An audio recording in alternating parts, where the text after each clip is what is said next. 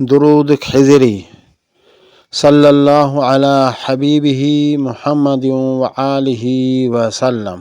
آسان درود ہے، بالکل چھوٹا سا ہے، عام کرے تو یہ پڑھا جاتا ہے صلی اللہ علیہ وآلہ وسلم، بس 2 حرف اور ہیں، یہ تو سب کو یاد ہوتے ہیں۔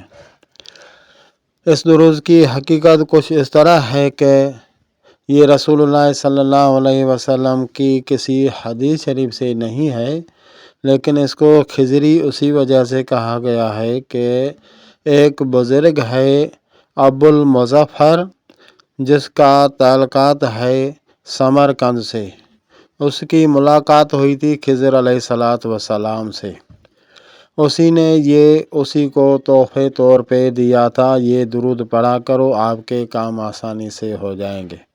ایک واقعہ تو میں نے اس پہ ایڈ کیا ہے، وہ آپ خود پڑھ سکتے ہو۔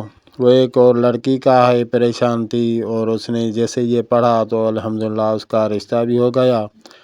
طلاق یافتہ تھی، اسی کا بہتر رشتہ مل گیا۔ لیکن ایسے واقعہ تو بہت سارے، یہ گھنٹوں میں چلا جائے گا ویڈیو۔